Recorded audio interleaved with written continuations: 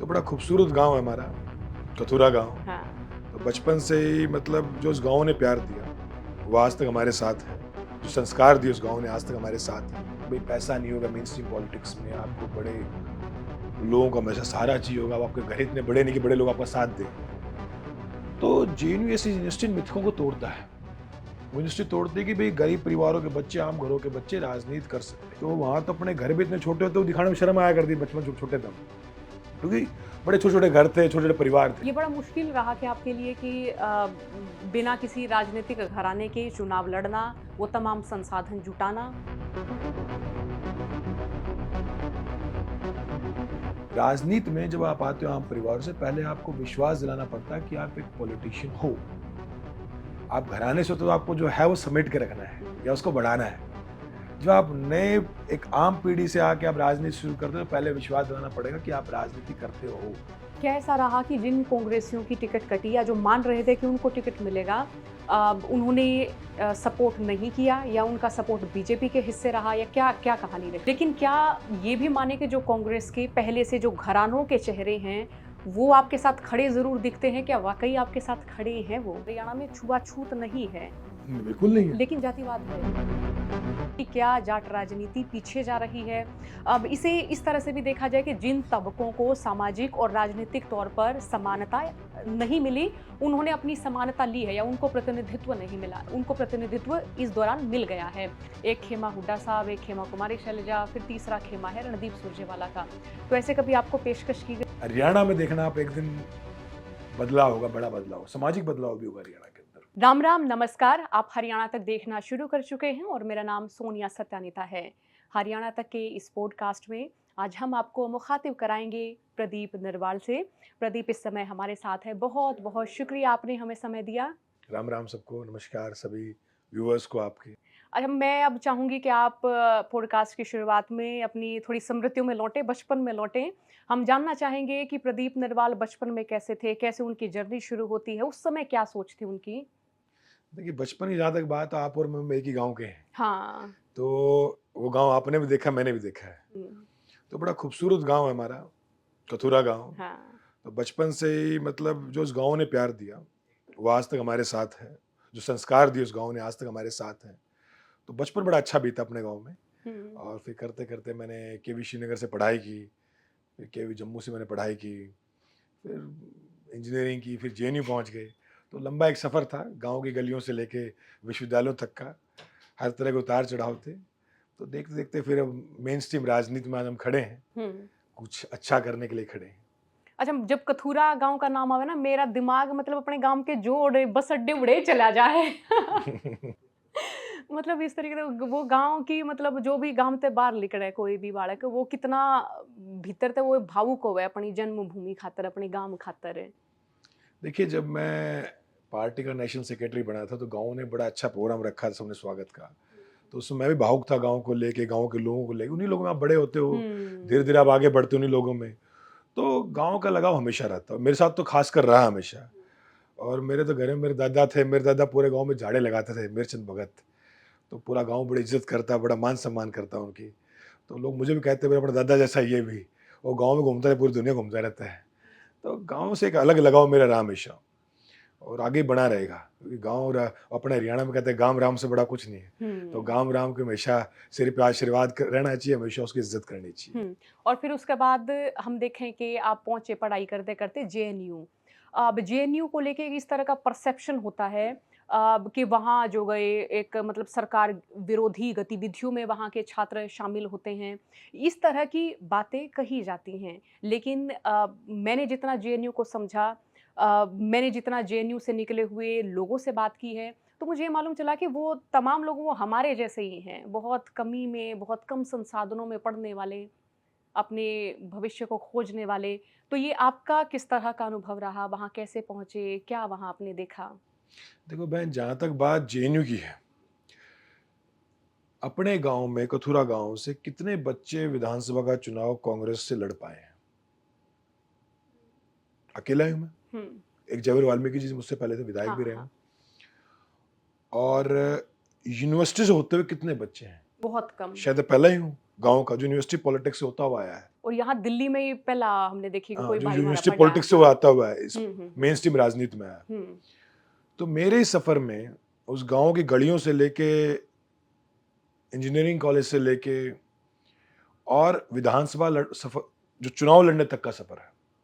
इस सफ़र में सबसे महत्वपूर्ण योगदान अपने गाँव का, परिवार का है, लेकिन सबसे बड़ा उसके साथ ही साथ एक योगदान, सबसे बड़ा योगदान मेरी यूनिवर्सिटी का है। हुँ, कि अक्सर क्या होता है कि गाँव देहात के जो बच्चे होते हैं अपने, जो गरीब घरों के, आम घरों के जो बच्चे होते हैं, आम किसान परिवार, मजदूर परिवारों के बच्चे होते हैं, तो वो लोग अपने आप को दूर समझते हैं मेन स्ट्रीम पॉलिटिक्स से, कि भाई पैसा नहीं होगा मेन स्ट्रीम पॉलिटिक्स में, आपको बड़े लोगों का हमेशा सहारा चाहिए होगा, अब आपके घर इतने बड़े नहीं कि बड़े लोग आपका साथ दें। तो जेएनयू ऐसी यूनिवर्सिटी इन मिथकों को तोड़ता है। वो यूनिवर्सिटी तोड़ती है कि भाई गरीब परिवारों के बच्चे, आम घरों के बच्चे राजनीति कर सकते हैं। वो आपके अंदर विश्वास को जताते हैं। सबसे बड़ी चीज जीवन में होती है विश्वास। जब तक विश्वास ही नहीं करोगे, कुछ पा नहीं पाओगे। तो कोई विश्वविद्यालय आपके अंदर विश्वास देती है, वो विश्वविद्यालय आपको, कोई यूनिवर्सिटी आपको आपके अंदर विश्वास का जन्म करते हैं, खड़ा करते हैं आपके अंदर के विश्वास को, तो उससे बड़ी कोई बात नहीं। तो जेएनयू हर एक स्टूडेंट को विश्वास देती है कि आप अगर कुछ करना चाहते हो, आप कर सकते हो। उसमें आपका परिवार का बैकग्राउंड या आपका जो फैमिली स्टेटस वो मैटर नहीं करता, उसका बहुत ज़्यादा मतलब नहीं है। आपके अंदर हिम्मत है तो आप जीवन में कुछ भी कर सकते हो। तो जेएनयू एक ऐसी यूनिवर्सिटी जो हिम्मत देती है। इसी दौर में जो बहुत सारी यूनिवर्सिटी थी, दिल्ली विश्वविद्यालय था, एमडीयू था, बहुत सारे अपने यूनिवर्सिटी, हरियाणा में बहुत सारी यूनिवर्सिटीज़ अपने यहाँ, जिनमें ये अभी तक माहौल डेवलप नहीं हो पाया। उसका एक कारण ये भी था कि हरियाणा के अंदर पिछले 25-30 साल से मेरे ख्याल से 97 के बाद छात्र इलेक्शन हुए ही नहीं, छात्र राजनीति बैन ही कर देगी एक तरीके से। स्टूडेंट इलेक्शंस ही नहीं हुए। हुँ, तो किसी विश्वविद्यालय में वो व्यापक माहौल नहीं बन पाया। क्योंकि अभी आप किसी भी यूनिवर्सिटी में जाओ, जेएनयू में जाओ, आप क्या मिलेगा आपको? जेएनयू में आपको भगत सिंह के विचार मिलेंगे, शहीद भगत सिंह के। आपको रहबर छोटू राम जी के उनके विचार मिलेंगे, बाबा साहब अम्बेडकर के विचार मिलेंगे, नेहरू जी की बात मिलेगी, आपको चेगुवेरा की बात मिलेगी, फिडेल कास्त्रो की बात मिलेगी। तो वहाँ पे आपको विचार मिलते हैं। उन लोगों के विचार मिलोगे जिन्होंने देश को बनाया, जिन्होंने नए समाज को शेप किया और जिन्होंने बड़ी-बड़ी सरकारें गिराई, बड़ी-बड़ी सरकारें बनाई, साम्राज्यवाद को हराया, इम्पीरियलिज्म को हराया, कॉलोनियलिज्म को हराया। तो ये बातें बाकी विश्वविद्यालयों में मिसिंग है, कम है, क्योंकि वहाँ पे छात्र राजनीति का माहौल ही नहीं है। अब देखो हरियाणा में 25 सब 27-28 साल से चुनाव ही नहीं हुए, हुँ, तो कंस्ट्रक्टिव स्टूडेंट पॉलिटिक्स ही नहीं है। और मेरा मानना है किसी भी आम घर के बच्चे को यदि राजनीति में आना है, तो उस राज्य में छात्र राजनीति का होना ज़रूरी है। क्योंकि छात्र राजनीति आपको सवाल करना सिखाती है। और जिस विश्वविद्यालय में छात्र राजनीति नहीं है, वो तो मैं मानता हूँ वहाँ के छात्रों को गुलाम बनाने की कोशिश की जाती है। वो सिर्फ वीसी के एडमिनिस्ट्रेशन की बातें मार रही है, वरना आपको एक्सपेल कर देंगे। क्योंकि छात्र डरता है, मैं एक्सपेल होगा, मुझे बचाएगा कौन? आम घरों के बच्चे हैं, किसान परिवारों के बच्चे हैं, मजदूरों के बच्चे लोन लेके पढ़ने आते हैं। वो डरते हैं कि हम बाहर हो गए, यूनिवर्सिटी बचाएगा कौन? पर जहाँ यूनियन होती है वहाँ उनको फिर भी एक सहारा होता है, हमारे पास स्टूडेंट यूनियन हमारे साथ होगी, हमारे लिए छात्र लड़ेंगे, छात्र संगठित होंगे। और जब तक संगठन, तब तक कुछ है ही नहीं। तो मैं इसमें जो मूल बात आपने शुरू की थी हमने, कि मैं अपने सफ़र में, यहाँ तक के सफ़र में सबसे महत्वपूर्ण चीज़ मानता हूँ अपनी शिक्षा को। हुँ, उस विश्वविद्यालय को जिससे मैं पढ़ के आया, जिसने मुझे विश्वास दिया। क्योंकि जब हम छोटे होते थे बच्चे गाँव में, जिन घरों से हम आए हैं, तो वहाँ तो अपने घर भी इतने छोटे होते, वो दिखाने में शर्म आया करती बचपन जब छोटे थे हम। क्योंकि बड़े छोटे-छोटे घर थे, छोटे-छोटे परिवार थे। लेकिन वो विश्वविद्यालय विश्वास दिलाता कि आपको, कि आप किसी भी घर से हों, तो आप लेकिन किसी भी घर से आके आप यहाँ पे पहुँच सकते हैं। हुँ, और जैसे आपने जर्नलिज्म शुरू की होगी, तो आपने शुरुआत में विश्वास किया होगा कि हम इस घर से निकल के जर्नलिज्म कर सकते हैं। ये विश्वास होना बहुत बड़ी चीज़ है। ये विश्वास दिलानी बहुत बड़ी चीज़ है। तो जेएनयू ने ऐसे देश के लाखों छात्रों को, हज़ारों छात्रों को विश्वास दिया है। तो आपके ऊपर ऐसे जॉब का प्रेशर नहीं हुआ कि आप नौकरी कर लें, जेएनयू में ना जाएँ, पढ़ लें, आगे पढ़ाई क्यों की जा रही है? अपने हरियाणा में तो अमूमन ये सोचते हैं ग्रेजुएशन हो गई, आगे छोटा-मोटा कुछ काम-धंधा शुरू कर लें, छोटा-मोटा रोज़गार करना शुरू कर दें। ठीक बात, देखिए हर परिवार चाहता है कि उनका बेटा-बेटी पढ़ाई-लिखाई करे, क्योंकि जो मिडिल क्लास फैमिलीज़ के, आम घरों के बच्चों के ऊपर सबसे बड़ी ज़िम्मेवारी ये होती है कि उनका बेटा या बेटी, मैं मेरा पूरा मेरा मानना आपके ऊपर भी रहा होगा कि बेटा और बेटी, लड़कियों को तो शादी कर लें, लड़कों को तो नौकरी कर लें, कि समाज देखता है 2 चश्मों से। वही लड़की नौकरी करे उसकी भी लड़ाई बहुत लंबी रहती है परिवार में, लड़का कुछ और करे उसकी लड़ाई बहुत रहती है परिवार में। सबका होता है कि हमारा बच्चा नौकरी करे, वही ठीक है, परिवार सँभाले। लेकिन मेरे विचार शुरुआत से कुछ और थे। शुरुआत से थे कि कुछ नया करना है, नया करना है, तो नया करते-करते राजनीति में आ गए। अमूमन दूसरे विश्वविद्यालयों के हालाँकि मैंने मुकाबले। मैंने सिविल्स की तैयारी भी की थी, प्रीलिम्स क्लियर भी किया था, 15 मेंस में बीच में छोड़ दिया था मैंने। मैं राजनीति करेंगे यार, 2 नाव पे क्या करेंगे सवार होके। हुँ। और एसीआईयू एग्ज़ाम भी क्लियर किया था। तो उस धड़े में हम भी थे, पर फिर जब यूनिवर्सिटी में आए, यूनिवर्सिटी पॉलिटिक्स में आए, तो हम भी एक लाइन पे लकीर पे चल पड़े। हुँ। और वहाँ किस तरह से रहती हैं जैसे एडमिशन प्रक्रिया, फिर उसके बाद हॉस्टल फीस बड़ी कम रहती है वहाँ और इसलिए नहीं, हम मैंने आके अपने वहाँ पढ़ चुनाव पाते हैं। मैंने जब चुनाव लड़ा, तो चुनाव प्रचार में मैंने बात कही। आप किसी भी कॉलेज से इंजीनियरिंग करिए, देश के कोई भी कोर्स करिए, प्रोफेशनल कोर्स कहीं भी कर लीजिए आप, सबकी फीस 30-40 हज़ार से ऊपर तो होती ही है। अब तो सरकारी यूनिवर्सिटी फीस 15-20 हज़ार से कम नहीं है पर सेमेस्टर। और बार-बार एक बात मैंने अपने विधानसभा चुनाव में भी कही थी कि मैं ऐसी यूनिवर्सिटी से पढ़ा हूँ जिसकी एक सेमेस्टर की फीस ₹200 थी, ₹185 थी मेरे टाइम पे, एक सेमेस्टर की फीस। क्योंकि मेरे जो परिवार की सारी सेविंग्स थी, जो पैसा था, भाई मैंने इंजीनियरिंग की, उसमें काफ़ी लग गई। तो परिवार को पैसे बचते हैं उसके बाद। पर जब मैंने यूनिवर्सिटी की फीस देखी, हम पढ़ने लग गए, और वो हर एक बिरादरी के बच्चे के लिए, सिर्फ शेड्यूल कास्ट के लिए, आप शेड्यूल कास्ट हो, शेड्यूल ट्राइब हो, आप ओबीसी हो, आप जनरल कास्ट हो, किसी भी कास्ट, सबकी फीस इतनी ₹185। और उसके बाद यदि आपके पिता की सालाना इनकम अगर आपकी 2.5 लाख, उस समय था 2.5 लाख से कम है, तो आप किसी भी जाति के हो, आप अपर कास्ट हो, लोअर कास्ट हो, ओबीसी, एससी, ब्राह्मण, जाट, यादव, जिस भी जाति के आप हो, तो या राजपूत, किसी बिरादरी से हो आप, तो आपके बच्चे को एमसीएम मिलता है महीने का ₹2000, खर्चा जो चल जाए उसका हुँ, बेसिकली। हुँ। तो किसी भी मतलब, मैंने पहली बार ऐसा मॉडल देखा जिसमें कि पूरा समाज का हर वर्ग समावेश करता है। और मेरे ख्याल से हम सरकारें चुनते हैं कि सरकारें जनता को एक अच्छी शिक्षा और चिकित्सा दे पाए। सरकार चुनने का मतलब ही नहीं, सरकार चुनते क्यों हम? कि किसी और का एक्सटर्नल एग्रेशन हो, कोई बाहर का आक्रमण हो, उससे हमें सेफ्टी मिले जनता को, अच्छी शिक्षा चिकित्सा मिले, और जो पैसा है उसमें कोई ज़्यादा गरीब ना रहे, कोई अमीर ना रहे।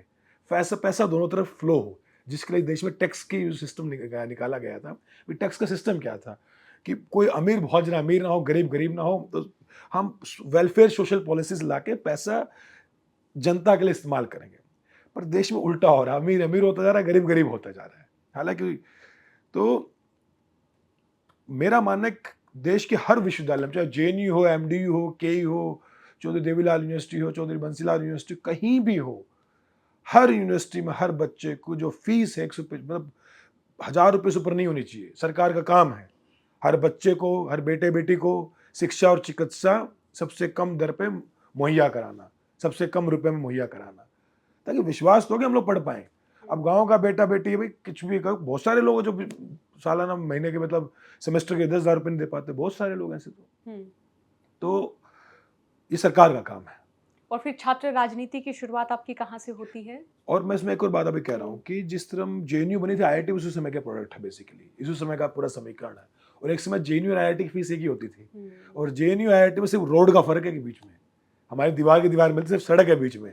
आईआईटी और जेएनयू के बीच जाओगे बसंत कुंज, तो उस रोड के पार देखोगे फीस बढ़ती जा रही है। आईआईटी फीस कई हजार रुपए, मेरे ख्याल से काफी ज्यादा बढ़ गई है, हुँ। 50,000 से ऊपर हो चुकी है। जेएनयू आज भी ₹200 में अटका हुआ है। उस सड़क के जो बीच में थी, वो सिर्फ सड़क नहीं थी, बीच में एक राजनीति की दीवार थी हुँ। कि जेएनयू की प्रोग्रेसिव पॉलिटिक्स थी, जहाँ पे स्टूडेंट यूनियन ने सुनिश्चित किया कि विश्वविद्यालय की फीस ना बढ़े। क्योंकि जेएनयू में उन परिवारों के बच्चे आगे पढ़ते हैं जहाँ पे आज तक लाइट नहीं पहुंची है, जहाँ से सड़कें नहीं पहुंची, उन गाँवों के बच्चे जेएनयू में आगे पढ़ते हैं, आईएएस बनते हैं, पीसीएस बनते हैं, बड़े बड़े अधिकारी बनते हैं, राजनेता बनते हैं। तो एक यूनिवर्सिटी का अपना कल्चर हो, मेरा मानना है वो चीज़ जेएनयू तक सीमित ना रहे। हुँ। हमारे हर स्टेट में 5-10 ऐसी यूनिवर्सिटी होनी चाहिए जहाँ पे एक अच्छा माहौल बने, जहाँ शहीद आजम भगत सिंह, सर छोटू राम, बाबा साहब अम्बेडकर, इन सब के, पंडित जवाहरलाल नेहरू, सबके, महात्मा गांधी, सबके विचार पढ़ाए जाएं और उनके विचारों से विश्वविद्यालय बने। विश्वविद्यालय कभी इमारतों से नहीं बनते, न इमारतों से चलते हैं। कोई विश्वविद्यालय बनता है विचारों से, और वहाँ जो छात्र पढ़ते हैं वो किस तरह उसकी लेगेसी को आगे लेके जाते हैं, उससे विश्वविद्यालय बनता है। और मेरे ख्याल से सरकारों को इस पे काम करना चाहिए। स्टूडेंट पॉलिटिक्स की शुरुआत आपकी कहाँ से होती है? मेरी तो जेएनयू से हुई थी। जेएनयू से हुई थी। जेएनयू से हुई उस थी। समय एबीवीपी आपने जॉइन किया था? हम 3-4-5 महीने में शुरुआत कर रहा था। हुँ। 4 महीने लगभग। शुरुआत में हम आए थे, हॉस्टल में रहे, जब 4 महीने मरा। फिर करते करते हम लोग एक जो मिड राइट पॉलिटिक्स है उसका हिस्सा बने। फिर वहाँ से करते करते हम कांग्रेस पार्टी के साथ हम सालों पहले लग गए। फिर पहले मैं हरियाणा का वर्किंग प्रेसिडेंट रहा ऐसे डिपार्टमेंट का, फिर एआईसीसी का नेशनल कोऑर्डिनेटर रहा, फिर अब मैं सेक्रेटरी हूँ एआईसीसी का, और हाल में हरियाणा चुनाव लड़े इस बार। तो सफ़र पूरा जेएनयू से शुरू हुआ था। इसी दौरान प्रियंका गांधी से आपकी मुलाकात होती है और ये भी बताया जाता है कि आप उनकी टीम के अहम सदस्य रहे। नहीं, बिल्कुल। मतलब दीदी जब जनरल सेक्रेटरी थी यूपी की, तो हम उनका सेक्रेटरी के तौर पे काम करते रहे। और बस मैं इतना को हम हमेशा उनके आशीर्वाद से मुझे और बहुत सारे युवा नेताओं को इस पार्टी में ऊर्जा मिली, ताकत मिली, और उन्होंने बहुत सारे आम घर के बेटा बेटी को आगे बढ़ाया, जिसमें मैं भी एक हूँ। और अब करते करते हरियाणा में चुनाव लड़े, उसके बाद चुनाव का रिजल्ट हालांकि हम लोगों के पक्ष में नहीं रहा, लेकिन आगे लड़ाई लड़ते रहेंगे निरंतर। भवानी खेड़ा क्यों चुना? आपके लिए भवानी खेड़ा क्यों चुना गया? पहला सवाल मेरा यही, और दूसरा सवाल मेरा ये कि अब ये उस समय कहा जा रहा था कि प्रदीप नरवाल राहुल गांधी, प्रियंका गांधी के करीबी हैं या वो उनकी टीम का हिस्सा रहे हैं, तो उनको तरजीह दी गई है। देखिए, मेरा जो चुनाव के समय 1-2 सीट और थी, वहाँ लड़ने का मन था। हालांकि उसमें बात करने का फायदा नहीं, इस बात का जो हो गया सो हो गया। हाँ, कथुरा जिस गांव में है, तो हमारी विधानसभा होगी बड़ौदा। हमारी गांव तो हमारी विधानसभा तो जनरल रिजर्व नहीं है। हाँ, तो वहाँ तो तो मतलब सवाल है ही नहीं। आसपास जो रिजर्व विधानसभा थी जहाँ पे सिटिंग एमएलए नहीं थे हमारे, तो भवानी खेड़ा थी। तो ये फिर ये बोले भवानी खेड़ा चुनाव लड़ा जाए। तो हालांकि जो जातीय ध्रुवीकरण है उसमें काफी नेगेटिव माहौल वहाँ बना, मतलब क्योंकि थोड़ी सीट इस तरह की, आप भी गई उस सीट पे देखा, जैसे कि मतलब चारों ओर जो है जाट बाहुल्यता है ना, और वो जाटों के बीच में एक नॉन जाट सीट रही भवानी खेड़ा। हालांकि कांग्रेस पार्टी राजनीति 36 कौम की करती है, हम भी करते हैं, लेकिन भाजपा ने ऐसा माहौल बनाया कि पूरे हरियाणा की राजनीति जाट नॉन जाट पे लेकर खड़ी कर दी। और ये दुर्भाग्य है हरियाणा का, और मैं कहता हूँ कि मतलब इस तरह राजनीति की गई, और पूरी राजनीति मुद्दों को छोड़ के, किसानों के मुद्दों को छोड़ के, दलित पिछड़ा किसान के मुद्दे को छोड़ के, गरीबी के मुद्दे को छोड़ के पूरा सवाल आए खड़ा हो गया जातीय आधार पे। तो दुर्भाग्य है राज्य का, पर मैं विश्वास करता हूँ कि अब नई सरकार चुनी गई है, तो नई सरकार में मुख्यमंत्री अच्छा काम करेंगे, और भाजपा जिस धर्रे पे चल रही है उससे अलग कुछ करके दिखाएंगे। और खैर मेरी जो बात अब मैं कही भवानी खेड़ा क्यों चुनी, क्योंकि हमारे गांव के पास पहली रिजर्व सीट पास में था, सीटिंग एमएलए भवानी खेड़ा थी, तो इसलिए वो चुनी गई। और स्टेट लीडरशिप से मैंने काफ़ी डिस्कस किया, दीपेंद्र हुड्डा जी, उन्होंने बड़ा बड़े भाई की तरह मेरे साथ, उनसे काफ़ी डिस्कस किया, मैंने सब डिस्कस किया, फिर भवानी खेड़ा हम लोग चुनाव लड़ने निकल गए। और क्योंकि पहले उस सीट पर कभी गए नहीं थे, एंड टाइम पे लड़नी पड़ी, तो काफ़ी कम समय मिला चुनाव लड़ने का, मुझे तो 15-20 दिन ही मिले, लेकिन अच्छा लगा, बहुत प्यार मिला भवानी खेड़ा में। पिछली बार पार्टी का वहाँ लगभग 40,000 वोट आए थे, मुझे इस बार 58,500 वोट मिले हैं, तो वोट भी ज़्यादा मिले और प्यार भी बहुत मिला। तो पर अच्छा लगा मुझे वहाँ चुनाव लड़के, अच्छे बहुत अच्छे लोग हैं। अभी नया घर बन गया है, कथुरा के बाद एक घर भवानी खेड़ा बन गया है, तो वहाँ भी जिम्मेदारियां हैं, जाते आते रहते हैं और लोगों से मिलते रहते हैं। ये बड़ा मुश्किल रहा कि आपके लिए कि बिना किसी राजनीतिक घराने के चुनाव लड़ना, वो तमाम संसाधन जुटाना? नहीं, बिल्कुल। देखिए, जो लोग राजनीति में बिना राजनीतिक घरानों के आते हैं उनके लिए सफर तो कोई भी हो, मैं हूं या कोई भी हो इस देश में, हर कोने में कोई भी व्यक्ति हो, उसके लिए लड़ाई तो मुश्किल रहेगी। क्योंकि राजनीति में जब आप आते हो आम परिवार से, पहले आपको विश्वास दिलाना पड़ता है कि आप एक पॉलिटिशियन हो। आप घराने से हो तो आपको जो है वो समेट के रखना है या उसको बढ़ाना है। जब आप नए एक आम पीढ़ी से आके आप राजनीति शुरू करते हो, तो पहले विश्वास दिलाना पड़ेगा कि आप राजनीति करते हो या उस लायक हो। तो टिकट तो बहुत दूर का सवाल है, चुनाव लड़ना वो दूर का सवाल है। उससे पहली बात तो विश्वास दिलाना पड़ेगा कि भाई हम भी लीडर हैं, हम भी चुनाव लड़ेंगे। क्योंकि जनता भी हरियाणा का जहाँ तक सवाल है बहुत जल्दी एक्सेप्ट नहीं करती है। हरियाणा की जनता को भी आदत हमेशा घरानों की रही है, मतलब उसमें कोई बुरी बात भी नहीं है। क्योंकि मैं तो महात्मा बुद्ध को पूजने वाला व्यक्ति हूँ, तो महात्मा बुद्ध भी राजा के बेटे थे, पर राजा के वो बेटे थे जिन्होंने खुद राज सत्ता को छोड़ दिया जनता की भलाई के लिए, जिन्होंने नए समाज की परिकल्पना की थी, नए समाज के निर्माण की बात की थी। उसी ढांचे में हमेशा राहुल जी प्रियंका जी को मैं रखता हूँ, बोलता हूँ बार बार। जब भारत जोड़ो यात्रा थी तो मैं राहुल जी को भी कहा था कि कि महात्मा बुद्ध के बेटे का नाम भी राहुल था और महात्मा बुद्ध भी नए समाज की निर्माण करने निकले थे। तो आज उनका बेटा राहुल भी नए समाज का निर्माण करने निकले हैं, कि वो उस त्याग के नए भारत के निर्माण के लिए निकले, नए भारत की परिकल्पना के लिए निकले। तो खैर, लेकिन जब मैं कंपेयर करता हूँ, मैं बात में कह रहा था कि हरियाणा के अंदर तो एक मुश्किल तो है, बिल्कुल है, कि आप भी एज ए जर्नलिस्ट देखते हो कि किसी भी फील्ड में, राजनीति में नहीं, जैसे जर्नलिज्म में भी, अगर आप फर्स्ट जनरेशन की जर्नलिस्ट हैं या पॉलिटिशियन हैं, तो आपके लिए हमेशा दिक्कत रहेगी। आपको सबको जुटाना पड़ेगा, लोग जुटाने पड़ेंगे। खास राजनीति में तो आपको ह्यूमन रिसोर्स मैनेजमेंट हर चीज़ करनी पड़ती है। तो मुश्किलें तो हैं, पर विश्वास करके आपको आगे चलना है और कोई चारा नहीं है।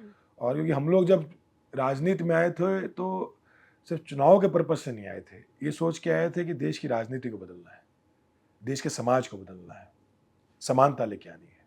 हर व्यक्ति 1 पर्सन 1 वोट है इस देश में, सबका समान अधिकार होना चाहिए, संसाधनों पे गरीब अमीर एक होने चाहिए। और जिस तरह आप देखोगे बड़े बड़े अस्पताल हैं, कुंभ के मेले हैं, हर जगह तो लाइनें टूटती हैं, जहाँ पे कोई वीआईपी आएगा वही लाइन टूट जाती है। तो मेरा मानना है सबकी जब तक एक लाइन में देश नहीं, तब तक वो बात पूरी होगी नहीं, तो तभी कुछ हो पाएगा। और टिकट आपने मांगी थी या एक तरह से ऑफर किया गया था आपको? नहीं, टिकट का जहाँ तक सवाल है, ये दोनों ही बातें थी कि मतलब पार्टी का भी था मैं चुनाव लड़ूं, और मैं भी एक मेन स्ट्रीम में इलेक्टोरल पॉलिटिक्स में आना चाहता था, क्योंकि भाई when you are in politics you have to have in electoral politics. तो मैं था कि इलेक्टोरल राजनीति में आएंगे, फिर पार्टी का आदेश हुआ कि भवानी खेड़ा लड़ना, तो भवानी खेड़ा से कि हम तो पार्टी के सिपाही हैं, जहाँ पार्टी आदेश करे, तो फिर भवानी खेड़ा चूज़ की गई। तो बाकी आपके सामने। क्या ऐसा रहा कि जिन कांग्रेसियों की टिकट कटी या जो मान रहे थे कि उनको टिकट मिलेगा, उन्होंने सपोर्ट नहीं किया, या उनका सपोर्ट बीजेपी के हिस्से रहा, या क्या क्या कहानी रही? नहीं, मेरे खिलाफ इंडिपेंडेंट लड़ा सतबीर रतेरा के 11,500 वोट आए। एक और थे हमारे पूर्व विधायक, पूर्व मंत्री, और उन्होंने भी जो भी साथ दिया जितना दिया उनको जहाँ जानकारी है, मैं तो क्या बताऊँ। तो कुल मिला के बात ये कि लोगों में नाराज़गी मतलब हो जाती कई बार कि भाई हमारी टिकट कटी, तो लोग उस हिसाब से काम करते। पर मैं समझाने की कोशिश की, यार मेरी तो भवानी खेड़ा लिस्ट में एंड टाइम पे आई, मैं तो मतलब ठीक है, पार्टी आदेश हम लोग आ गए, तो फिर परंतु जनता ने बहुत वोट दिया। मैं आपको स्टार्टिंग में शुरुआत में बात कह रहा था कि पिछली बार 40,000 वोट आए थे, इस बार जनता ने 58,500 वोट मुझे दिया है, तो 18,500 वोट पिछली बार से बड़ा है। तो जनता ने बहुत प्यार दिया, बहुत साथ दिया। और भवानी खेड़ा में आने वाले वक्त में जो मुद्दे जनता के हम उठाते रहेंगे, काम करते रहेंगे। वहाँ पानी की समस्या है, जो चुनाव में हमारा मुद्दा था, सुंदर नहर का मुद्दा था, उस पर काम करेंगे। और मेरी मानना है कि मैं बेहतर हरियाणा के लिए लड़ाई लड़ेंगे। बाकी तो पूरे विश्व में ये हालात हैं। इस चुनाव ने कई सारे युवा चेहरे दिए, विनेश फोगाट का नाम, आपका नाम मैं ले सकती हूँ। लेकिन क्या ये भी माने कि जो कांग्रेस के पहले से जो घरानों के चेहरे हैं, वो आपके साथ खड़े ज़रूर दिखते हैं? क्या वाक़ई आपके साथ खड़े हैं वो? नहीं, देखिए, मैं तो शुरुआत में एक बात कही थी कि हरियाणा की राजनीति में दीपेंद्र जी और मेरा जो साथ था, बड़े भाई छोटे भाई का साथ है, और उन्होंने इस पूरी प्रक्रिया में हरियाणा मेरा बहुत साथ दिया, but there is no doubt about it. और उन्होंने मिलकर काम भी किया। हरियाणा जोड़ो यात्रा में उन्होंने पूरी यात्रा की नेतृत्व दिया, हमने भी उस यात्रा में पूरा सहयोग किया जो भी हमसे हो सकता है। और दीपेंद्र जी की अच्छी बात है कि उनका भी माइंड ओपन है, मतलब वो भी एक सामाजिक न्याय की सोचते हैं, ओबीसी, एससी, किसान वर्ग, गरीब वर्ग, अमीर गरीब की बात में, तो एक वैचारिक उनसे एकता है इस बात पे। और जहाँ तक उन्होंने नए लोगों को काफ़ी मौका दिया है। हरियाणा में राजनीति में भी उन्होंने काफ़ी नए लोगों को मौका दिया। वर्धन को उन्होंने मौका दिया, सचिन कुंडू को उन्होंने मौका दिया, काफ़ी लोगों को उन्होंने मौका दिया, नए लोगों को, मतलब काफ़ी नाम है जो उन्होंने एक नई लीडरशिप नर्चर की। अब होता है जो निर्णय अच्छे आते हैं सब अच्छा लगता है, निर्णय खराब होते हैं सब कोसते हैं एक दूसरे को, तो वो तो निर्णय के बाद की राजनीति है।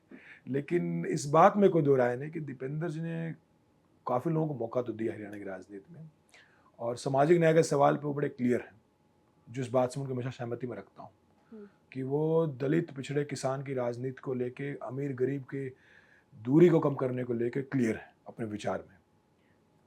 कांग्रेस क्यों नहीं सरकार बना पाई अब की बार? आपको क्या-क्या कारण लगते हैं? देखिए, जहाँ तक हरियाणा में कांग्रेस का सवाल है, तो बीजेपी ने जो जातीय उन्माद फैलाया हरियाणा में, जो जातीय राजनीति फैलाई, जो जाट नॉन जाट पूरा नैरेटिव खड़ा कर दिया, उसका हमें खासा नुकसान हुआ। लेकिन सवाल सिर्फ हरियाणा का नहीं है, यही बीजेपी ने बाकी स्टेटों में भी किया, और पूरे विश्व में एक राइट विंग पॉलिटिक्स का एडवेंट है अभी। आप देखो हरियाणा में तो उस नायब सैनी है मुख्यमंत्री, लेकिन मैं भी सोचता हूँ नायब सैनी दूसरी बार का मुख्यमंत्री है। मैं हैरान हो जाता हूँ बात सोच के। खट्टर इस हरियाणा का हमारे यहाँ 2 बार का मुख्यमंत्री रह चुका है, मैं भी हैरान हो जाता हूँ सुन के। लेकिन डोनाल्ड ट्रंप भी 2 बार का प्रेसिडेंट बन चुका है। बोरिस जॉनसन प्रेसिडेंट ने यूके को हेड किया। तो बेसिकली बात यह कि पूरे विश्व में एक दक्षिण पंथ का एडवेंट हुआ है, दक्षिण पंथ मजबूत हुआ पूरे विश्व में। भाई मैं भी जानता हूँ, आप भी जानते हो, डोनाल्ड ट्रंप जो परसों जेलेंस्की की जो यूक्रेन जो हेड हैं, जो वहाँ के प्राइम मिनिस्टर हैं, तो उनके एक वीडियो में देख रहा था देखा। कि 2 देशों के हेड्स बैठ के बहस कर रहे हैं और ट्रंप को नीचे दिखा रहा है बैठ के, और अमेरिका ने ट्रंप को दूसरी बार चुना है, जो सीधा सीधा कहता है कि भाई मैं कंजर्वेटिव्स को बढ़ावा देता हूं और जो व्हाइट सुप्रीमेसी पे विश्वास करते हैं। बेसिकली एक नस्लवाद की तरह की नस्ल की तरह की बात हो गई। बोरिस जॉनसन जी ने यूके को हेड किया, उनको देख के लगता था शायद वो उस पता नहीं इतनी बड़ी सुपर पावर को हेड कर रहे हैं। वही भारत में हालात है, वही हरियाणा में हालात हैं, तो हालात थोड़े गंभीर हैं। और देखिए मैं बार बार एक बात कहता हूं कि जब हमारा देश तपस्या कर रहा था 1947 से पहले, जब देश में लोगों ने लाठियां खाई, लोग जेल गए, जब लोग अंग्रेजों से लड़े, जब लोग कॉलोनिज्म से लड़े, उस समय इस देश में नेता कैसे पैदा हुए? इस देश की मिट्टी उस संघर्ष से पैदा हुए पंडित जवाहरलाल नेहरू, उस संघर्ष से पैदा बाबा साहब अम्बेडकर, महात्मा गांधी, सरदार पटेल, मौलाना अबुल कलाम, उस संघर्ष से पैदा हुआ नाम शहीद आजम भगत सिंह का। क्योंकि देश संघर्ष कर नेता में संघर्षशील पैदा हुआ। आज देश क्या है? देश बैठा टिकटॉक पे, देश बैठा रील्स पे, देश बैठा फुहड़ता पे, तो नेता वैसे पैदा होंगे ना। आप देखिए बागेश्वर धाम का जो एडवेंट है, जो बागेश्वर धाम का जो निर्माण है, जो उसकी छवि है आती है सामने, वो कभी कहते हैं लोग मर गए कुंभ के अंदर, जो कुंभ में जो मर गया वो तो स्वर्ग मोक्ष मिलता है। ऐसे ऐसे लोगों को लोग करोड़ों लोग देखने आ रहे हैं। तो नेताओं के एहसास जनता पे सवाल निशान, जनता किस तरफ जा रही है। मैं विचारों का बड़ा साफ इंसान हूं भाई, मैं बागेश्वर धाम के पास जिंदगी में नहीं जाऊंगा तो नहीं जाऊंगा, मेरे विचार बड़े स्पष्ट हैं। लेकिन हम ये भी मान सकते हैं कि हरियाणा में छुआछूत नहीं है। बिल्कुल नहीं है, लेकिन जातिवाद है। नहीं वो वो इस राजनीति। विधानसभा चुनाव के दौरान एक वीडियो वायरल हुआ था जिसमें कुमारी शैलजा को लेकर जातिगत टिप्पणी की गई थी। हरियाणा में मैं एक बात आपके पास कहूंगा, वो सवाल पूरा होने से पहले, हरियाणा में सामाजिक जातिवाद उतना नहीं जितना पॉलिटिकल जातिवाद है। हरियाणा में मैं पूरे देश में घूम के आया हूँ, कई राज्यों में जा चुका हूँ मैं, सबसे कम छुआछूत तुम्हारे हरियाणा में है, सबसे कम जातिवाद हरियाणा में है। आपको मानना पड़ेगा बात, अगर कंपेयर करोगे। अगर सिर्फ हरियाणा देखोगे तो वहां पे आपको बहुत सारे केसेस मिल जाएंगे, पर कंपेयर अगर आप विश्लेषण करोगे पूरे देश का तो हरियाणा सबसे बेहतर स्थिति में खड़ा है। लेकिन राजनीति यहाँ जातिवाद घुसा देती है। भाई बीजेपी ने नारा दिया जाट नून जाट का, दिए किसने नारा है? और पूरे चुनाव में चलाओ। तो कुछ जो समाज के अंदर जो गतिरोध पैदा करती राजनीति करती कई बार, तो बीजेपी ने किया। तो जो मैं बात कर रहा था, आज जनता रील्स पे है, जनता फुहड़ता पे आ गई, बाबा भी वैसे कर रहे हैं। पहले के बाबा तपस्वी होते थे, वैसे नेता पैदा हो रहे हैं। कुछ दिन पहले नायब सैनी जी ने हमारे कांग्रेस के लीडर पे कहा कि डूम जैसा आयुत होया। तो मेरा कहना है कि मुख्यमंत्री ये बात कर रहे हैं, पहले के मुख्यमंत्री इकोनॉमिक पॉलिसीज की बात करते थे, समाज शास्त्र की बात करते थे। आज के मुख्यमंत्री हंसते, हा। समाज एक सीरियसनेस के साथ चलता है, समाज को चलाने के लिए विजन होता है। जब नेहरू जी ने देश का बीड़ा अपने हाथ में उठाया तो देश के पास सुई बनाने के भी औजार नहीं थे। सुई से लेकर तोपों तक बनाने तक, गोले बनाने तक, सुई से लेकर पीएसयू क्रिएट करने तक का काम किया पंडित जवाहरलाल नेहरू ने। उनका विजन था। मैं कुछ दिन पहले भाखड़ा नंगल डैम गया तो मैं एक इंजीनियर साहब के साथ मेरे गए, उन्हें फोटो दिखाई नेहरू जी की। 10 बार से नेहरू जी वहां जाके आए जब डैम बन रहा था। ये सीरियसनेस थी उस समय के नेताओं की कि देश बनाना था। अब तो नेताओं को सिर्फ देश में एक फुहड़ता फैलानी है। कुछ ढोंगी बाबाओं को पकड़ लेते हैं, कुछ किसी को पकड़ लेते हैं, उन्हीं के सारे राजनीतिक सत्ता में है। परंतु मेरा मानना है कि देश बदलेगा, देश संघर्ष भी देखेगा, और आने वाले समय में मेरा पूरा विश्वास है हमारे देश का युवा फिर से शहीद आजम भगत सिंह को पढ़ेगा। पंडित जवाहरलाल नेहरू को पढ़ेगा, बाबा साहब अम्बेडकर को पढ़ेगा, सर छोटू राम को पढ़ेगा, ये देश फिर से ज्योतिबा फूले जी को पढ़ेगा और फिर से एक नया आंदोलन खड़ा होगा देश में, जिसमें अधिकारों की मांग होगी, जिसमें ये बात होगी कि भाई लिंग के आधार पर भेदभाव ना हो, जाति के आधार पर भेदभाव ना हो, गरीब अमीर की बात पे भेदभाव ना हो। जिस कंस्टिट्यूंसी से मैं आता हूँ, मानो राजपूत समाज भवानी खेड़ा में खूब है, काफी राजपूत समाज है, पर राजपूत समाज की भी आर्थिक हालत बहुत कमजोर है आज के दिन, उनके लिए सरकार को सोचना पड़ेगा, क्योंकि सबको लेके देश बनेगा, हर कौम को लेके देश बनेगा। जो भी सेक्शन थोड़े पीछे रह गए किसी भी जाति के, उनको आगे लेके आना पड़ेगा, किसी भी जाति बिरादरी के हो। ये मेरा मानना है कि मैं इसमें बड़ा स्पष्ट हूँ, लाइन साफ है कि लड़ाई अमीर गरीब की है।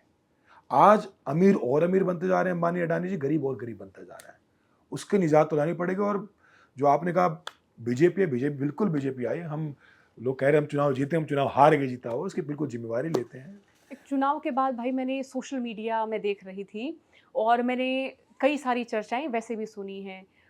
तो उन चर्चाओं में मुख्य तौर पर यही सवाल रहा कि क्या जाट राजनीति पीछे जा रही है।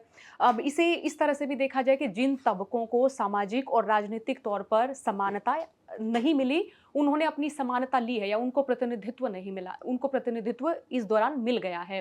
तो क्या इस पूरे जो परिप्रेक्ष्य को देखकर ये माना जा सकता है कि आगे कोई दलित सीएम हो सकता है या कोई दूसरे व्यक्ति सीएम हो सकते हैं जो नॉन जाट तबके से हों? क्योंकि हमने विरोध देखा है इस दौरान। मेरे इस मामले में एक बात स्पष्ट कहना चाहता हूँ, आज देश की राष्ट्रपति मुर्मू जी हैं, द्रौपदी मुर्मू जी आदिवासी समाज से हैं। क्या उनके काल में आदिवासियों का अधिकारों का हनन नहीं हुआ है? कितनी कितनी आदिवासियों की जमीन छीनी गई, आप उसका डाटा निकालिए। और इससे पहले रामनाथ कोविंद जी थे, हमारे देश के माननीय पूर्व राष्ट्रपति हैं, उनके काल में कितने दलितों का उत्पीड़न हुआ उसका डाटा निकालिए आप, और कितने उन्होंने बोला है उसका डाटा निकालिए आप। सवाल रिप्रेजेंटेशन का जरूर है, बिल्कुल है, ये बेसिक सवाल होना भी चाहिए, साथ ही साथ सवाल विचारधारा का भी है। कई बार मुख्यमंत्री किसी और बिरादरी के भी होते हैं, पर आपकी बिरादरी के लिए बहुत अच्छा करते हैं। कई बार आपकी बिरादरी मुख्यमंत्री बैठा बैठा देखता रहता है, कुछ नहीं करता है आपके लिए। तो बिरादरी रिप्रेजेंटेशन एक सवाल है, पर साथ साथ विचारिक रिप्रेजेंटेशन, विचार का व्यक्ति बैठा है। नायब सैनिक जो ओबीसी समाज से हैं, उनसे पूछिए कितनी यूनिवर्सिटी में ओबीसी का जो रोस्टर प्रणाली, जो भी रिप्रेजेंटेशन है प्रोफेसर लेवल पे, कितनी जगह लागू हुआ है, पूरे देश में कितने ओबीसी प्रोफेसर हैं।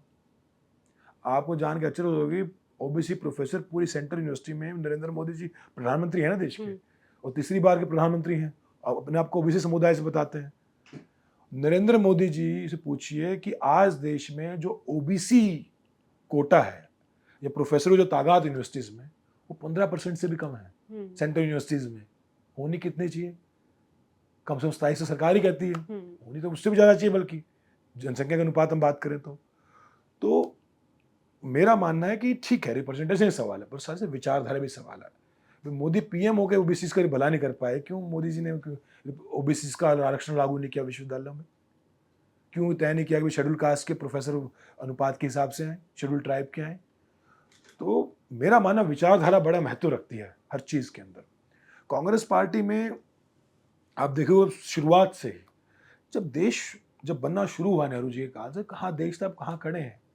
आज ये लोग बात करते कांग्रेस ने क्या किया, तो हम स्टूडियो में बैठे भी कांग्रेस की देन है। नहीं, मैं तो ये बात इंडिया टुडे की देन है। नहीं, इंडिया टुडे की देन, देखिए वो मायोपिक एनालिसिस में है इंडिया टुडे की। इंडिया टुडे बनना, ये सड़कें बननी, मारे किसी ने सपना तो देखा था इसका, भाई मैं यहाँ तक आ पाऊँ। मानो मैं भाई गाँव से निकल के आया, भाई किसी ने सोचा था भाई गरीब घरों के बच्चे भी यूनिवर्सिटी में पढ़ेंगे, वो भी नेहरू जी ने सोचा था बैठ के, तभी तो यहाँ तक आ पाए। इंडिया टुडे उसका पार्ट है। और मतलब अगर राजीव गांधी उसमें दूर संचार क्रांति का जो पूरा कॉन्सेप्ट ना लेके आते, तो इंडिया टुडे भी कहाँ आ पाता। मतलब ये तो बहुत सारी फर्म्स हैं, तो नेता विजनरी होना चाहिए। IIT IIM का कॉन्सेप्ट उस समय के लीडर लेके आए थे, JNU बनाए उस समय के लीडर्स ने, दिल्ली विश्वविद्यालय बनाया, बहुत सारी सेंट्रल यूनिवर्सिटी बनाई, इलाहाबाद यूनिवर्सिटी बनाई। तो मेरा मानना है कि जो पूरा आइडिया है आम घर के बच्चों का, मेन स्ट्रीम मैन है किसी भी फील्ड में, उसके बीच में खड़ी विश्वविद्यालय। आपने विश्वविद्यालय भाई रिक्रूटमेंट सेंटर बनाना अपने विश्वविद्यालय का या वहाँ से इंसान बनाना आपकी मर्जी है। कुछ विश्वविद्यालय इंसान बनाते हैं, आपको ह्यूमैन बनाते हैं और आपकी सोच को बड़ा करते हैं। अच्छा, हरियाणा कांग्रेस की हार के बाद आपकी किसी नेता से मुलाकात हुई? क्योंकि अभी तक नेता प्रतिपक्ष के जो चुनाव हैं या फिर उनका जो फैसला होना वो नहीं हुआ है। राहुल गांधी भी बड़े गुस्से में बताए जा रहे हैं इस हार को लेकर। ये देखिए, हार का जहाँ विश्लेषण है, भाई हार से तो सब निराश होते ही हैं। मैं भी अपनी हार से निराश, सभी निराश है। हुड्डा साहब भी निराश स्टेट की हार से, दीपेंद्र जी भी होंगे, शैलजा जी भी होंगी, आला कमान भी, सभी होते हैं। हार से कौन खुश होता है? और जहाँ तक आपने कहा CLP लीडर का सवाल है, तो मेरा मानना है बहुत जल्द फैसला सबके बीच में आएगा। पार्टी जो भी आला कमान फैसला देगी, आला कमान को फैसला लेना है उस पर, तो आला कमान जो भी तय करेगी वो फैसला सबके बीच में आएगा। बाकी तो विश्लेषण हर पार्टी में होता है, हार का भी होता है, जीत का भी होता है। और मेरा मानना है कि आने वाले समय में कांग्रेस पार्टी 36 बिरादरी को समावेश करके एक बेहतर हरियाणा के लिए लड़ाई लड़ेगी। सरकार में तो बनाते हम, अब सरकार में तो लड़ाई लड़ सकते हैं, तो बेहतर हरियाणा की लड़ाई लड़नी तो पड़ेगी। ये मेरा मानना है। अभी आपने घर बना लिया बवानी खेड़ा में ही? नहीं, अभी मैंने भवानी खेड़ा में घर तो नहीं बनाया है। मेरा ऑफिस है भिवानी में। भिवानी में, हमारी भवानी खेड़ा विधानसभा भिवानी के दो तरफ है। एक तरफ कलानो रोड पे, एक तरफ हांसी रोड पे। तो जो मेरा ऑफिस है बीच में पड़ता है बेसिकली, तो वहाँ पे मैं जाता रहता हूँ, लोगों से मिलता रहता हूँ और बड़ा प्यार मिलता है। अब भी बड़े अच्छे लोग हैं मेरी विधानसभा के, और बेहतर भवानी खेड़ा बनाएंगे। पानी की बड़ी कमी रही वहाँ पर, और आज भी क्या-क्या समस्याएं बताते हैं वहाँ के लोग आपको? ये सबसे बड़ी समस्या वहाँ पानी की थी, पानी की। और स्कूल की बड़ी समस्याएं थी वहाँ की। वहाँ जो स्कूल थे सब गांव में, कई गांव में, जो खर कलंगा में स्कूल था, वो बड़ी जर्जर हालात में था। तो लोग मानने स्कूल तो कम से कम बेसिक जो चीज़ें हैं वो अच्छी हों गाँव की। तो स्कूल है, स्कूल में पानी की व्यवस्था भी, इलेक्ट्रिसिटी की समस्या भी, हर जगह सामुदायिक केंद्रों की, तो ये सब है वहाँ पे। और बल्कि मैं तभी गया था पीछे तहसीलदार साहब से मिल के, उनको मैंने कहा कि यहाँ परमानेंट तहसीलदार बैठना चाहिए, पर वो भी ऑन डेपुटेशन में बैठते हैं बेसिकली। तो काफ़ी समस्याएं हैं। धीरे धीरे हम हो तो सत्ता में तो तक कर देते, थोड़ा जल्दी निजात कर देते, पर सत्ता में नहीं तो संघर्ष करेंगे जनता के लिए। अच्छा, ये भी एक सवाल, हरियाणा कांग्रेस में मैं तमाम नेताओं को ही देखती हूँ, हर किसी का अपना-अपना खेमा है। एक खेमा हुड्डा साहब, एक खेमा कुमारी शैलजा, फिर तीसरा खेमा है रणदीप सुरजेवाला का। तो ऐसे कभी आपको पेशकश की गई मेरा नेताओं की खेमा ओर से? कांग्रेस है। हुँ, मेरा खेमा कांग्रेस है और मेरा खेमा हमेशा कांग्रेस ही रहेगी। कांग्रेस पार्टी ने मुझे बहुत कुछ दिया है। राहुल जी ने, जो देश के नेता विपक्ष हैं, उनके विचार ने हमारे बहुत, जैसे बहुत गरीब घर के बच्चों को, आम घर के बच्चों को आगे बढ़ाया। प्रियंका जी ने मुझे बहुत आगे बढ़ाया, और हमेशा गांधी परिवार ने हमेशा आम घर के बच्चों को आगे बढ़ाया। बहुत से, मैं अकेला नहीं, बहुत से सैकड़ों लोग हैं इस देश में। हुँ। तो और हम हमेशा कांग्रेस पार्टी के साथ पूरी ताकत से लगे रहें, संगठन को मजबूत करेंगे। और कांग्रेस पार्टी एक है। खेमे अक्सर राजनीति में बाहर रिफ्लेक्ट होते हैं, पर पार्टी तो पार्टी, पार्टी तो एक परिवार है, एक है। तो पूरी पार्टी मिलके एक साथ काम करेगी, और हम सबका खेमा एक ही खेमा, कांग्रेस खेमा। और उसमें घर के अंदर सबके अपने अपने विचार होते हैं, पर खेमा तो एक ही है। कैसा व्यवहार रहता है राहुल गांधी, प्रियंका गांधी का आप जैसे लोगों के साथ? आप जैसों से मेरा मतलब है कि जो मिडिल क्लास परिवार से उन तक पहुँचे हैं, या वो कहीं पर काम करते हैं, उन्होंने जिनको ऑब्ज़र्व किया है, देखा है?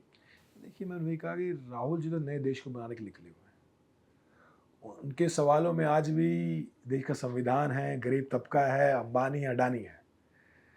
और अंबानी अडानी जो किसानों हकमारी कर रहे हैं वो सवाल है, और वो नए देश के निर्माण में निकले हैं। और हम सब उनके सिपाही हैं इस लड़ाई में, और वो हम एक अच्छे सिपाही के तौर पे देखते हैं। हम पूरे उनकी जो भी विचारधारा को ज़मीन तक ले जा पाएँ। राहुल जी, प्रियंका जी, तो उन्होंने मौका भी दिया, और हमेशा उन्होंने किसान परिवारों के, आम दलित पिछड़ा किसान और आम मजदूरों के घरों के बच्चे, किसी बहुत सारे बच्चे जिन्होंने आगे बढ़ाए हैं, युवा लोग आगे बढ़ाए हैं। और ये राहुल जी का विचार ही कर सकता है, और उनको सक्षम बनाया। उनको ऐसा नहीं कि इसे भाई बना दिया, उनको विचारी रूप से सक्षम बनाया है। ये बड़ा सवाल है। जो पॉलिटिक्स में जो एलीट परिवारों के बच्चे हैं या जो घरानों के बच्चे हैं, और एक और हो गए आप जैसे जो सामान्य परिवारों से आगे बढ़े हैं, तो वो जो एलीट परिवारों के लोग हैं वो आपको फिर कंपटीशन के तौर पे नहीं देखते? हमारा तो किससे नहीं कंपटीशन है? देखते। हमने कंपटीशन आज ठीक है, चलता रहता है हाँ। सबका आपस में, लेकिन वो बात है कि आप किस दृष्टिकोण से राजनीति कर रहे हैं।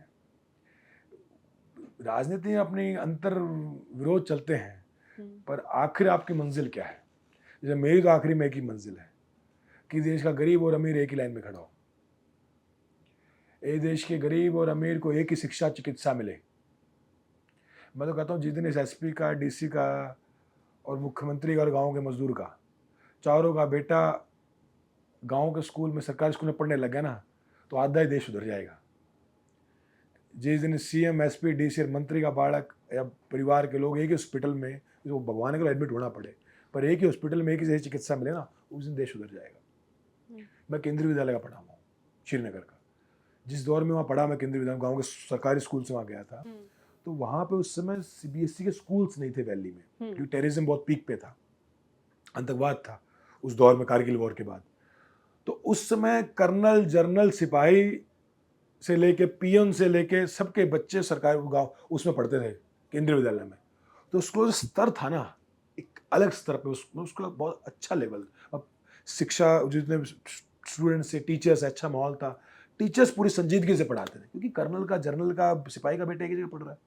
अब ऐसे तो जनरल के बेटे को अलग अलग और कर्नल के बेटे को अलग कमरे में पढ़ाएंगे, तो वहीं सिपाही का बेटा बैठा, वहीं कर्नल का बेटा बैठा है, वहीं कोई बेटा बेटी एक साथ बैठे।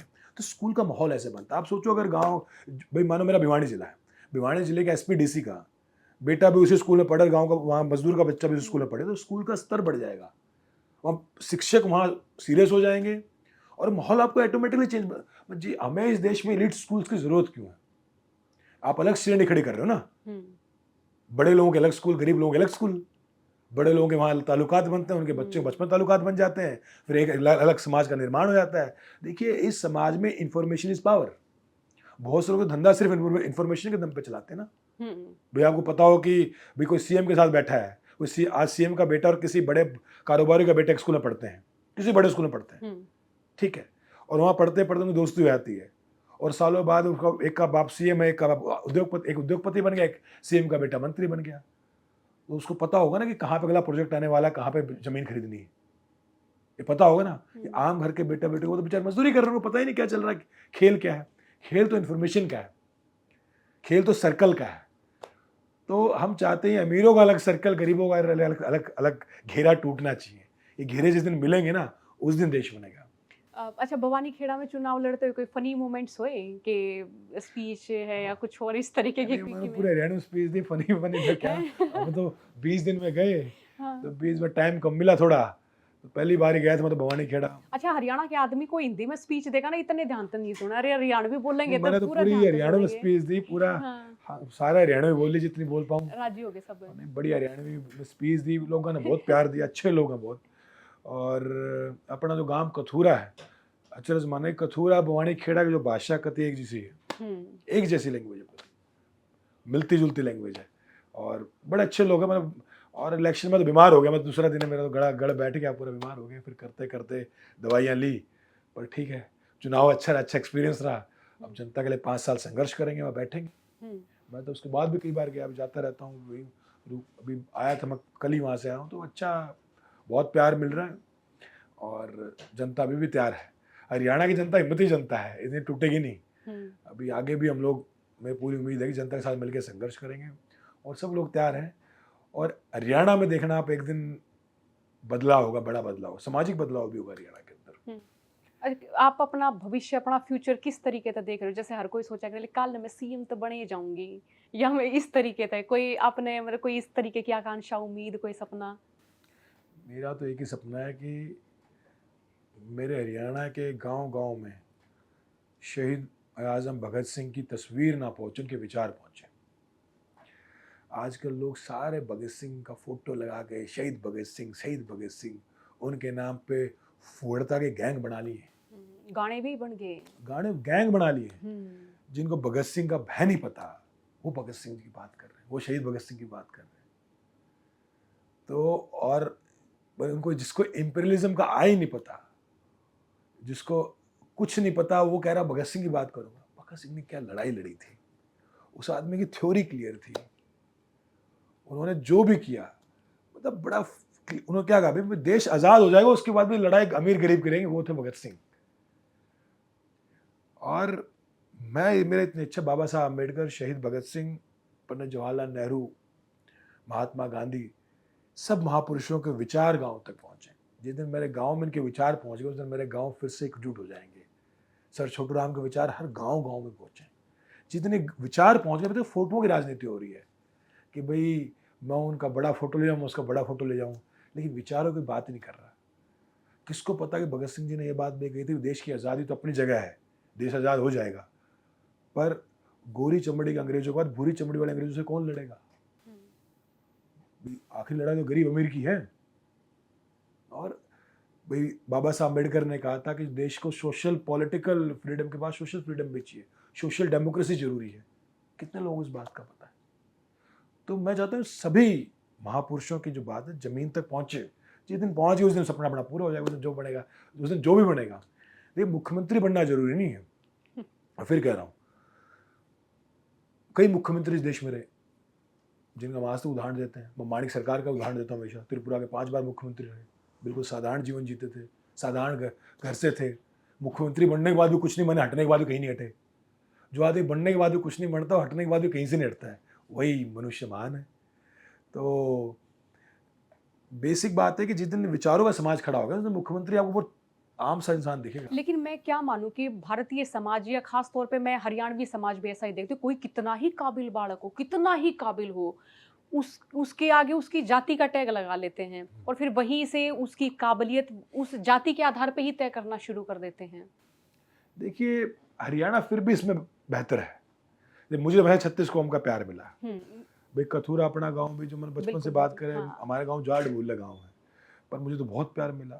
भाई मुझे फर्क नहीं पता चला। भाई मैं खुद चमार जाति से, जाट और चमार में फर्क क्या था, खाती में फर्क क्या था, ब्राह्मण में फर्क क्या था, भाई वाल्मीकि पता नहीं चला अपने गांव में। तो कभी गांव इतना इस तरह माहौल का अपना गांव कथूरा खासकर मतलब बड़े अच्छे माहौल का हमारा गांव है। हरियाणा भी स्टेट अपना ऐसा ही, मतलब वहाँ मैं फिर कह रहा हूँ कि अगर आप आइसोलेशन में सोचोगे तो बहुत कुछ नजर आएगा, पर उसको आप कोई भी चीज़ आप आकलन करोगे, उसका किसी से तुलना करोगे, किसी और राज्य से तुलना करोगे, हरियाणा बहुत बेहतर है। बस बीजेपी इसको थोड़ा बख्श दे कि बीजेपी हर रोज हरियाणा में जाति का जहर घोलती है, हर रोज जो लड़ाइयाँ हैं भी इनको बढ़ाती है सब। और हरियाणा एक अच्छा राज्य है, विकसित राज्य है, और मैं मानता हूँ कि ये लोग अच्छी इकोनॉमिक पॉलिसी लगा हरियाणा को आगे लेके जाएंगे। अब हरियाणा पीछे जा रहा है। खट्टर साहब को कोई एक्सपीरियंस नहीं था राजनीतिक तौर पे, उन्होंने हरियाणा की बहुत दुर्गति की। नायब सैनी से उम्मीद करता हूँ कि कुछ अच्छा करेंगे उनसे। कोई सलाह जो आप देना चाहो? बस हरियाणा में जाति का जहर ना घोलें। हरियाणा एक हंसते खेलते साफ दिल के लोगों का राज्य है, इसको वैसा ही रहने दें। हरियाणा में हर विश्वविद्यालय की फीस, कोई भी छात्र किसी भी जाति बिरादरी का हो, उसकी फीस आप 1000 से ऊपर मत लीजिए। ये सीएम साहब का काम है, सरकार का काम है कि इस देश के नागरिकों को अच्छी शिक्षा चिकित्सा देना, ऐसे अस्पताल हो। और मैं तो एक राय दूँ, अगर हमारी सीएम साहब मानेंगे नहीं, खैर हरियाणा में जिस दिन प्राइवेट स्कूल्स और प्राइवेट हॉस्पिटल्स बंद हो जाएंगे इस देश में, उस दिन देश का भला हो जाएगा। बहुत बहुत शुक्रिया, आप स्टूडियो आए और पॉडकास्ट के लिए आपने इतना समय दिया, बहुत बहुत शुक्रिया आपका। राम राम। तो ये बातचीत आपने सुनी, और बातचीत सुनने के लिए भी आप सभी का बहुत बहुत शुक्रिया। ये पॉडकास्ट है, ये इस पॉडकास्ट में मेरे सवाल रहे, लेकिन आप कमेंट्स करके अपने सवाल भी भेजिए, क्योंकि इनको हम दोबारा इनवाइट करेंगे और तब मेरे सवाल भी होंगे कुछ और आपके सवाल भी मैं उसमें शामिल करूंगी। बातचीत सुनी आपने, बहुत बहुत शुक्रिया। राम राम।